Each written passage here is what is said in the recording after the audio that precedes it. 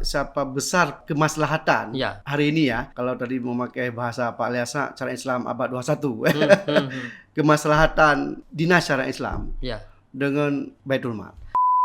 Bagaimana respon masyarakat atau pedagang? Nah, bagaimana respon? Apakah itu tetap sudah mempercayai Baitul Mal sebagai tempat dia menyalurkan zakat? Kalau untuk Subscribe, like, dan nyalakan loncengnya. Kita tahu bahwa salah satu bentuk wujud keistimewaan Aceh itu adalah adanya Baitul Mal. Tentu ada yang lain, ada Dinas Syariat Islam, ada Dinas Daya dan yang lain. Tapi sepertinya Baitul Mal ini menjadi cerita sukses dari salah satu pembelakuan syariat Islam di Aceh. Nah, kita mau karena jauh sebelum itu Pak Said kan terlibat dalam banyak hal, terutama memang aktif di Masjid Rayatul Rahman dulu sebelumnya, dan juga ikut menggagas sepertinya sejak awal Baitul Mal Aceh itu pasti sudah ada di dalam itu. Nah, barangkali bisa diceritakan dulu Pak Said, bagaimana kedudukan syariat Islam dalam spektrum keistimewaan Aceh sebelum kita masuk ke khususnya ke Baitul Mal Aceh nanti ya. Silakan Mas. Ya, salah satu keistimewaan Aceh itu adalah pelaksanaan syariat Islam. Di samping peran ulama, kemudian pendidikan dan adat istiadat. Nah, syariat Islam itu kan nanti intinya pembentukan dinas syariat Islam, kemudian pembentukan mahkamah syariah, lalu ada wilayatul hisbah yang sekarang sudah digabung dengan Satpol PP dan WH. Nanti belakangan bertambah dengan dinas pendidikan daya dan lain-lain. Nah, awalnya Baitul Mal itu atau zakat itu menjadi program strategis dari dinas syariat Islam. Jadi zakat itu menjadi satu program strategis dalam rangka pelaksanaan syariat Islam. Jadi lembaganya adalah Baitul Mal. Jadi Baitul Mal adalah bagian dari syariat Islam untuk mengelola zakat, infak, sedekah, wakaf. Belakangan ditambah dengan pengawasan perwalian. Jadi, nah lalu ketika sekitar tahun 2008 itu Baitul Mal sudah mulai menguat. Nah, Dinas Syariat Islam tidak menjadikan lagi zakat itu sebagai program strategis, tapi sudah menjadi program sendiri dari Baitul Mal. Baitul Mal itu yang dimulai tahun 2004.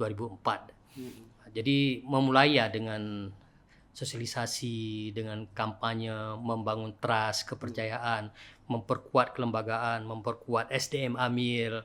Nah, itu dilakukan pelan-pelan dari awal 12 Januari 2004. Nah, kebetulan dapat tsunami. Nah, ya kita berhenti sebentar lah tsunami di akhir 2004. Kemudian melanjutkan lagi. Alhamdulillah 2008 sudah mulai normal, sudah mulai baik, dan sekarang sudah 20 tahun Baitul Mal. Saya kira wajar kalau Muklis tadi menyebut sudah sukses lah Baitul Mal. Artinya suksesnya di sisi apa ya? Betul. Dari segi pengelolaan zakat sudah lebih baik. Kita menurut saya sudah bisa menjadi referensi tempat orang belajar. Banyak tamu-tamu dari luar Aceh, malah negeri tetangga juga memuji manajemen zakat kita sudah lebih baik. Tapi tentu ada hal-hal lain yang harus dikoreksi, diperbaiki, disempurnakan terus nanti ya setelah perjalanan 20 tahun ini. Jadi kita ingin garis bawahi bahwa salah satu dari agenda syariat Islam adalah pengelolaan zakat atau lembaganya adalah Baitul Mal. Itu sudah bisa kita tunjukkanlah keluar ya. Silakan mempelajari pengelolaan zakat di Aceh dengan wadahnya Baitul Mal. Jadi penting menurut Pak Said bahwa literasi secara umum soal soal Baitul Mal, soal zakat, soal wakaf, soal sedekah, infak itu perlu diperluas. Artinya literasi soal soal salah satu cerita sukses misalnya, atau hambatan apa misalnya, bukan hanya sukses tapi kan ada hambatan juga. Nah, artinya sejauh mana supaya generasi kita ini di bawah saya Pak Said, Sayuti dan seterusnya, usia anak saya usia SMA, ini kan perlu tahu dia peran, fungsi, sejarah soal pembelajaran syariat Islam. Jadi jangan lagi seperti yang sering kita dengar di luar Pak Said, begitu disebut syariat Islam seolah-olah keras, padahal kita kan di sini enjoy saja, dan artinya ada banyak hal yang soft, ada banyak hal cerita sukses dari pemberlakuan syariat Islam. Ini perlu kita distribusi.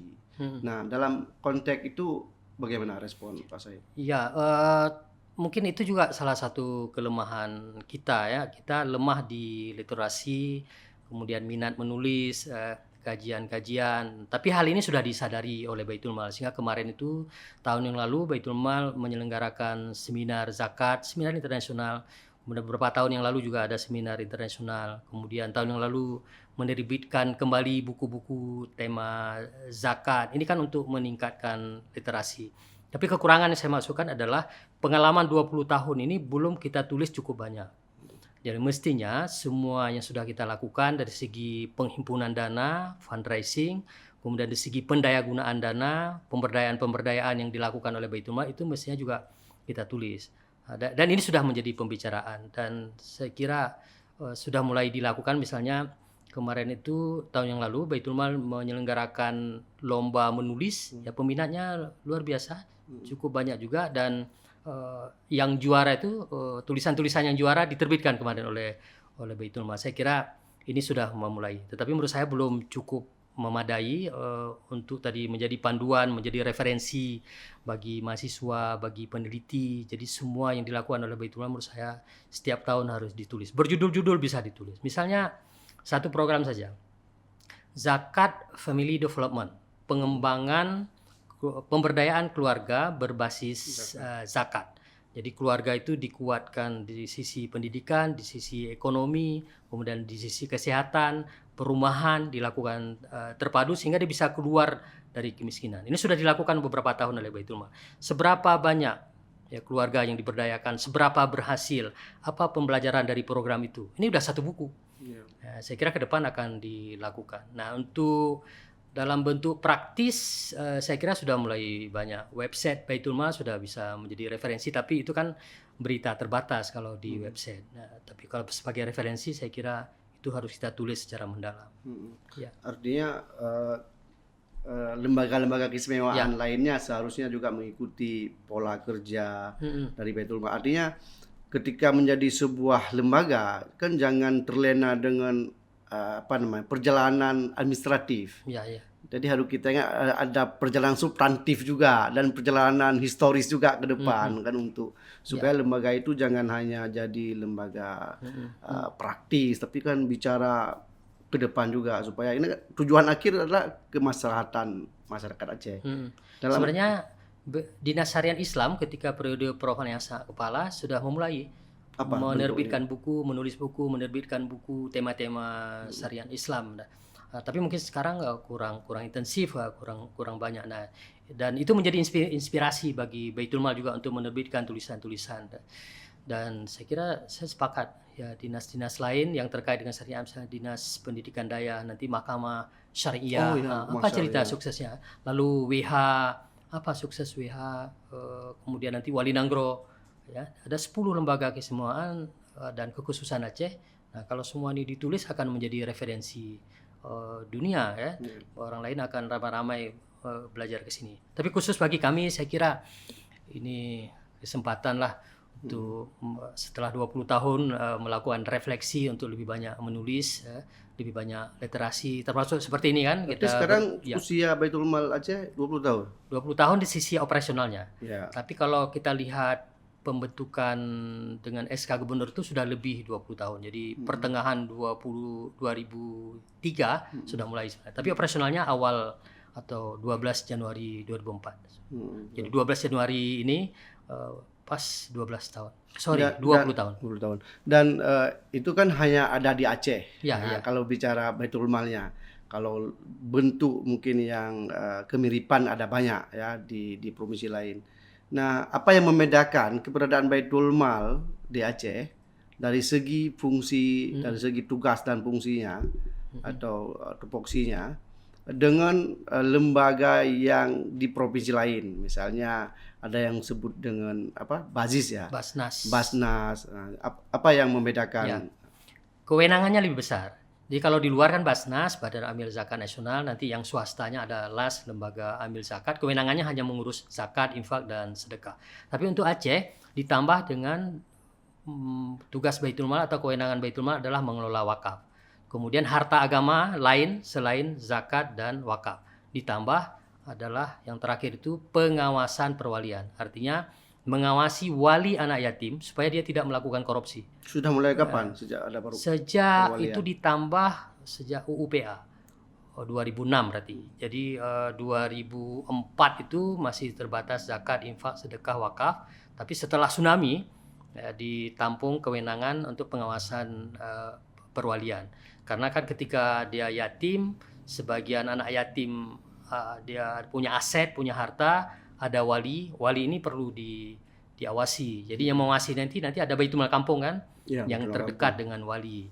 Nah, ini juga menjadi kewenangan Baitul Mal. Jadi kita mengurus yang sekarang yang besar adalah mengurus zakat, kemudian infak, kemudian wakaf, ditambah pengawasan perwalian. Walaupun yang terakhir ini belum berani kita katakan baik dan sukses, termasuk wakaf. Jadi setelah ke depan ini Prof. Haniasa sebagai Ketua Dewan Syariah Baitul Mal Aceh, dia mengingatkan supaya ini pengelolaan zakat sudah lebih baik, beralih ke kemudian nah sekarang harus prioritas ke pengelolaan wakaf dan pengawasan perwalian. Baik Pak Said, memang kalau kita mau dalami memang menariknya topik-topik ya, misalnya wakaf, kemudian infak, kemudian perwalian. Apalagi soal tingkat perceraian kan tinggi sekali di kita belakangan kan, dan tentu ini butuh wali-wali yang amanah ya. Saya melanjutkan ke topik yang lebih besar Pak Said. Bagaimana apa istilahnya tingkat kepercayaan publik ya terhadap Baitul Mal? Kira-kira lambat atau cepat, atau ada kendala di sisi apa Pak Said? Ya, prosesnya lama. Saya merasakan setelah 20 tahun baru mendapatkan trust itu untuk Baitul Mal Aceh ya. Jadi kalau untuk Baitul Mal Aceh sudah lebih baik. Buktinya saya tahun yang lalu tadi saya dengar informasi bahwa pribadi-pribadi yang membayar zakat melalui Baitul Mal ternyata ada peningkatan yang signifikan. Sudah berapa per tahun Pak Said? Sekarang kita Baitul Mal Aceh zakat dan infak itu sudah bisa 102 miliar setahun. Per tahun. Di tahun pertama itu cuma 1,2 miliar. 2004 itu pendapatan tahun 2004 1,2 miliar. Sekarang per tahun 102 miliar zakat dan infak itu. Jadi saya kira itu dari 1 jadi 100 ya. Gitu. Tapi setelah 20 tahun. 20 tahun ya. Nah, alhamdulillah lah untuk Baitul Mal Aceh kita tidak ragu lagi, dan kita merasakan pengakuan-pengakuan, dan misalnya salah satu indikator adalah mulai banyak lembaga-lembaga yang berkomunikasi, bersilaturahim, menawarkan menjadi mitra Baitul Mal. Itu kan indikasi bahwa Baitul Mal itu ya sudah ya seperti gula lah itu ya. Artinya manfaatnya sudah lebih besar karena uang yang dikelola sudah lebih besar. Tetapi untuk Baitul Mal kabupaten kota seluruh Aceh kan ada 23 kabupaten kota. Saya belum berani mengatakan trustnya seimbang dengan Baitul Mal Aceh, karena ada problem SDM di daerah, ada problem manajemen, kelembagaan, kemudian marketingnya, kemudian muncul satu-satu ada masalah perkoncoan. Itu di mana aja di Aceh? Kan dia kan kepala Baitul Mal itu SK Bupati, SK Wali Kota, kadang-kadang ya loss juga gitu kan, muncul berita negatif ya. Kita kelabakan juga ketika baca koran ada berita negatif di daerah, sementara di provinsi ya kita berupaya selalulah yang berita positif. Jadi saya kira untuk kabupaten kota masih merupakan pekerjaan berat ini untuk meningkatkan trust ini. Kalau di provinsi misalnya saya berani katakan 100%, tapi untuk kabupaten kota mungkin masih 60-70%. Jadi sosialisasinya masih harus lebih gencar lagi. Ini dari 100 miliar per tahun dari zakat, dari zakat dan infak. Zakat dan infak. Iya. Okay. Infak termasuk dari kontraktor, dari rekanan yang mendapatkan pekerjaan dari pemerintah Aceh, dia bayar infak 0,5%. Ya. 1%. Kemudian bagaimana respon masyarakat, atau kalau pengusaha tadi sudah Bang saya sebutkan, bagaimana respon masyarakat atau pedagang seperti biasalah atau toko segala macam. Nah, bagaimana respon? Apakah itu tetap sudah mempercayai Baitul Mal sebagai tempat dia menyalurkan zakat? Kalau untuk Banda Aceh saya kira sudah. sudah. Banda Aceh, karena Baitul Mal Kota Banda Aceh juga aktif ya. Ya. Jadi sebagian bayar di Baitul Mal Aceh. Tapi kabupaten kota tadi itu masih perlu edukasi, sosialisasi, kampanye yang harus lebih gencar. Ya 10 tahun yang lalu misalnya Aceh Besar muncul, kemudian Aceh Utara, Aceh Barat, kebelakangan muncul Aceh Tengah. Tapi saya lihat pertumbuhannya agak pelan. Jadi harus kita pacu lagi dalam rakor-rakor itu, kita ingatkan lagi, sehingga rakor yang lalu pun kita bicara bagaimana meningkatkan marketing ya, supaya ya dengan marketing komunikasi maka akan timbul trust. Tapi untuk Banda Aceh dengan ada Baitul Mal Kota dan Baitul Mal Provinsi, saya kira kesadaran individu, para pedagang, pengusaha itu sudah lebih baik. Yang menarik Mukhlis dalam 2 tahun ini, kita kan kampanye infak. Infak itu boleh 1.000, boleh 5.000 dan seterusnya. Jadi ketika kita periksa angka, data-data itu, ternyata banyak sekali anak muda, mahasiswa, kaum milenial itu yang berinfak di pagi hari. Ada yang infak subuh dia rutin. Ya, ada yang dia tinggal klik saja sekarang, ya kan? Sudah infak. Kris. Ya, pakai kris, udah infak 5.000. Ada yang rutin tuh, ada yang 2.000, ya nanti 2.000 lagi. Jadi saya kira ini sesuatu yang pertama di segi trust, yang kedua di segi pertumbuhan semangat beribadah, semangat filantropi, kedermawanan itu. Karena mungkin mereka membaca ya di IG Baitul Mal, di medsos Baitul Mal, bahwa banyak program-program sosial, ekonomi, kesehatan yang dilakukan oleh Baitul Mal. Jadi manfaat infak itu jadi dia tahu besar gitu. Di samping sekarang kan banyak ustadz yang ceramah atau mengingatkan sedekah subuh gitu. Nah, wadahnya mana? Nah, Baitul Mal menyediakan kris infak. Tapi poin yang tadi Pak Syed sebutkan penting juga, artinya bagaimana marketing itu harus berada di depan, garda terdepan ya. Ya, sekarang yang agak kita andalkan IG. Jadi alhamdulillah lah. Artinya harus ada pola-pola lain yang strategi-strategi milenial yang sesuai dengan kondisi hari ini. Karena kan dominan warga kita sekarang di Indonesia kan milenial. Ya, jadi pengalaman kami milenial itu rupanya di IG. Di IG ya.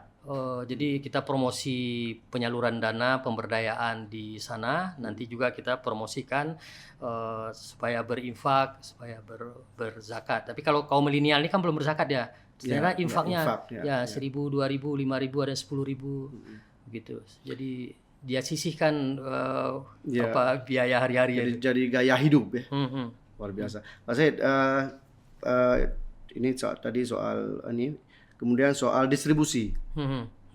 Karena kan luar biasa banyak nih Pak Syed, 100 miliar ya kan setiap tahun. Nah, bagaimana distribusinya? Apakah total artinya ke mana saja distribusinya dan kira-kira 100 miliar ini untuk distribusi atau bagaimana?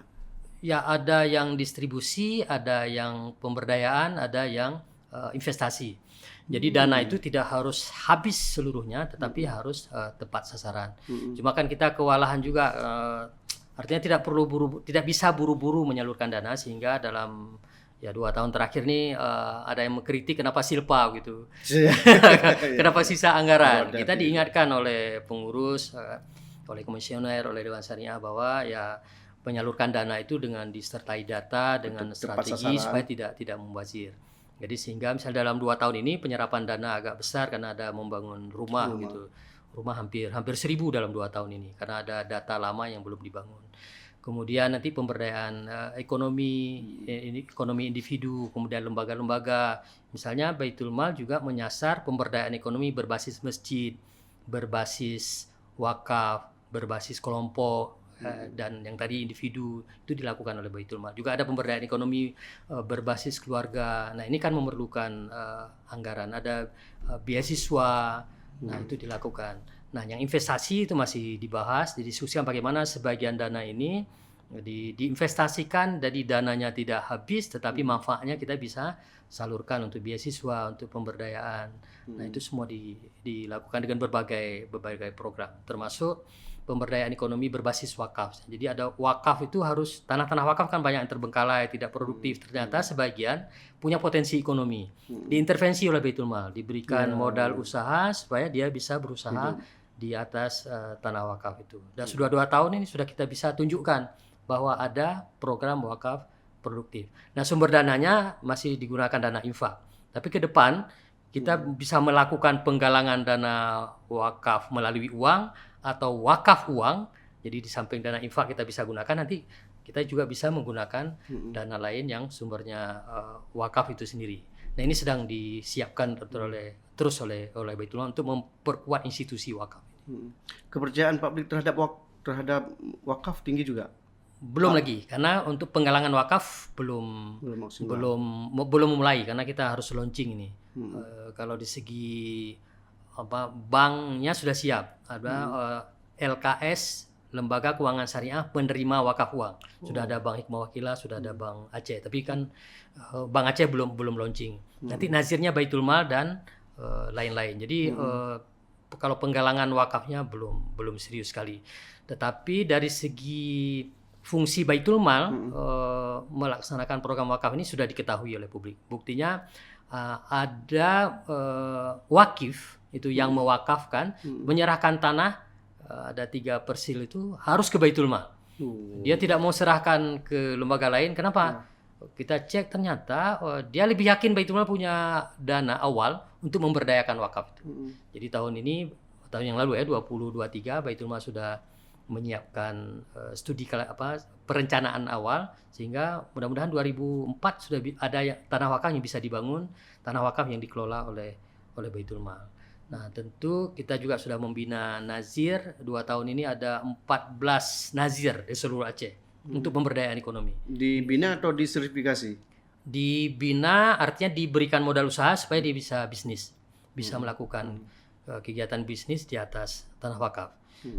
Nah, nanti ini akan dilakukan terus. Nah, nanti yang program seriusnya adalah bagaimana Baitul Mal bisa menggalang wakaf uang. Iya, betul. Karena itu potensi dana yang besar ya. Di samping tadi ada zakat, ada infak, nanti cash wakaf atau wakaf uang.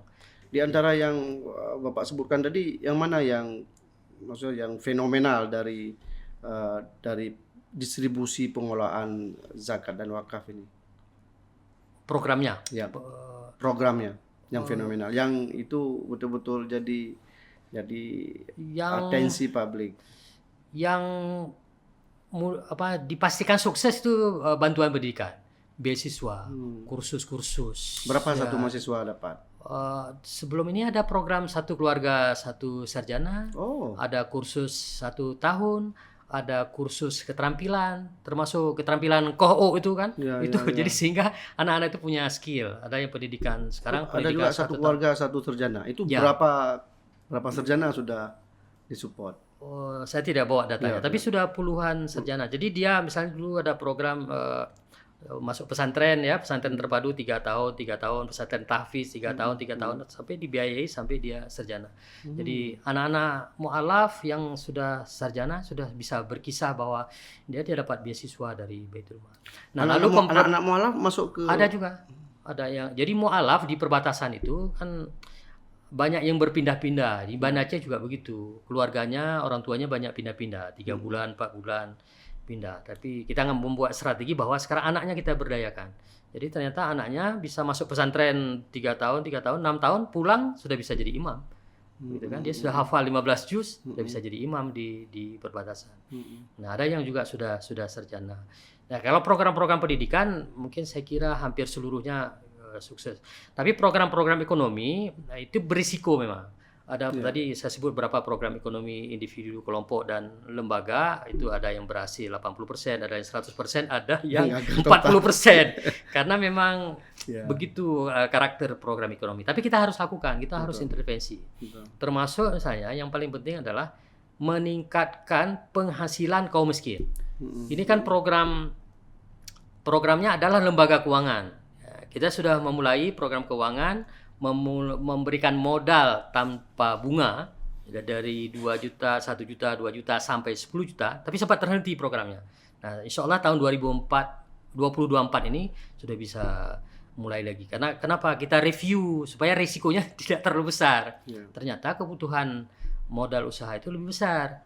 Sebab nanti kalau kita tidak sediakan, dia pinjam ke rentenir. Lebih rusak masyarakat kita kan, sudah terbiasa dengan rentenir atau rentenir yang lebih ilmiah itu yang pinjol. Itu. Jadi Baitul Mal sekira tahun ini sudah bisa mulai lagi dengan program modal usaha. Jadi dari program-program itu ke depan yang selain wakaf tadi yang banyak Pak Said sebutkan, program apa lagi kira-kira yang Ya, saya akan kira Baitul Mal akan dan harus melakukan penguatan kelembagaan. Dan menurut saya eselon kepala harus ditingkatkan. Sekarang kan cuman kepala sekretariat, eselon 2B. Ya, jadi ditingkatkan jadi ya harus di atas badan. itulah, apakah jadi badan atau jadi dinas sekalian. Jadi karena kewenangannya besar kan, zakat, infak, sedekah, wakaf. Pak Said, siapa besar kemaslahatan Ya. hari ini ya, kalau tadi memakai bahasa Pak Alyasa syariat Islam abad 21 kemaslahatan dinas syariat Islam Ya. dengan Baitul Mal. Ya urusannya beda. Artinya kan kalau memang kemaslahatan lebih besar Baitul Mal, dia harus jadi dinas. Ya, karena kewenangannya. Jadi bayangkan kita mengelola zakat, infak, sekarang udah 102 miliar. Ya kan? Ada yang menyarankan jadi BLUD gitu supaya lebih fleksibel dalam pengelolaan dana. Tapi kita kan perlu kewenangan pejabat, perlu eselon yang lebih besar, nanti perlu satu bagian lagi yang mengurus wakaf. Wakaf itu juga berat urusannya. Tapi itu kan urusan administrasi, Pak Said. Enggak juga. Bukan. Jadi wakaf itu dari pendaftaran nazir nanti menjadi regulator wakaf. Jadi pendaftaran nazir, pergantian peruntukan wakaf, ada tukar guling. Yang selama ini masih 2 lembaga kan, masih ada Badan Wakaf Indonesia, ya, belum satu Baitul Mal misalnya. Nah, ini bagaimana? Ini amanah UPA. Bagaimana ini bisa diakomodir dengan regulasi yang memadai dan lembaga yang kuat yang mendukung ini.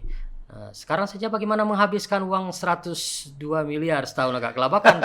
Tambah nanti uang. Sepertinya nggak ada badan yang mengelola uang sebanyak ini ya. Ya, tahun yang lalu Baitul Mal itu ini uang umat bukan APBD ini. Ya, tapi sudah menjadi APBD juga. Sudah, artinya pendapatan infak, pendapatan zakat kan menjadi APBD juga. Tahun yang lalu anggarannya 300 miliar. Jadi kalau nanti PP zakat pengurang pajak lebih dahsyat lagi di angka ini. Itu. Makanya harus didukung dengan penguatan kelembagaan kan.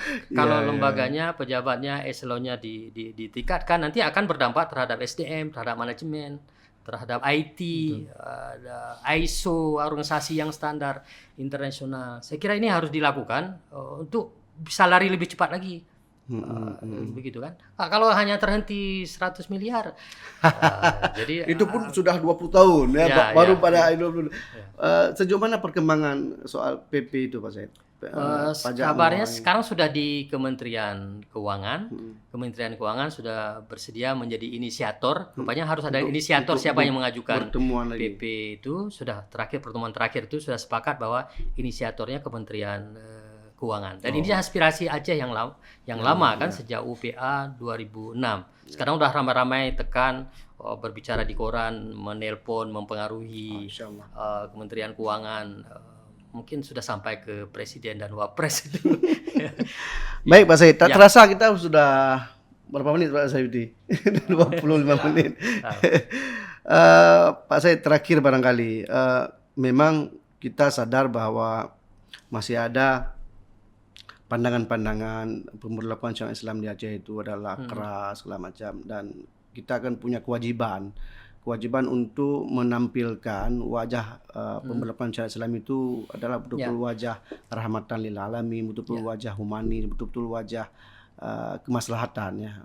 Dan menurut Pak Said, kami berdiskusi, dan kalau memang Sago mau melahirkan literasi syariat misalnya, soal apakah Baitul Mal, apakah misalnya perbatasan, syariat Islam perbatasan, soal hal lain lah, soal daya, barangkali menjadi penting Pak Said supaya kita tampilkan syariat Islam di Aceh itu betul-betul syariat Islam ya humanis ya, toleran ya segala macam. Bagaimana Pak sebelum terakhir? Sebenarnya syariat Islam itu humanis. Yang terkesan serem aja kan jambu. Itu saja.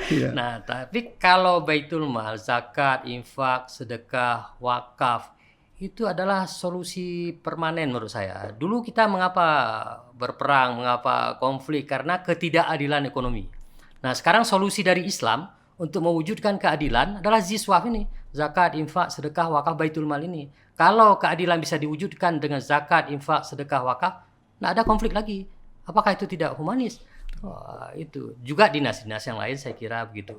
Dinas nanti yang bergerak di bidang pendidikan, Dayah misalnya, Dayah itu akan mengkampanyekan keadilan, akan mengkampanyekan kebersamaan, mengkampanyekan kedamaian, ya kan, mengkampanyekan moderasi, begitu. Saya kira syariat Islam itu humanis. Baik, itu penutup yang luar biasa. Tapi ini menjadi diskusi yang menarik, Pak Said. Artinya memang lembaga keistimewaan memang perlu kita diskusikan. Artinya jangan ada statement menghayum talong yung gebe. Lagi lebih banyak uang operasional daripada kemaslahatan yang keberadaan lembaga itu. Nah, artinya makanya wacana atau literasi soal keistimewaan ini perlu kita lanjutkan, Pak Said. Terima kasih kehadirannya, Pak Said. Terima kasih. Assalamualaikum warahmatullahi wabarakatuh. Waalaikumsalam warahmatullahi wabarakatuh. Jika video ini bermanfaat untuk Anda, silakan subscribe, like, dan nyalakan loncengnya.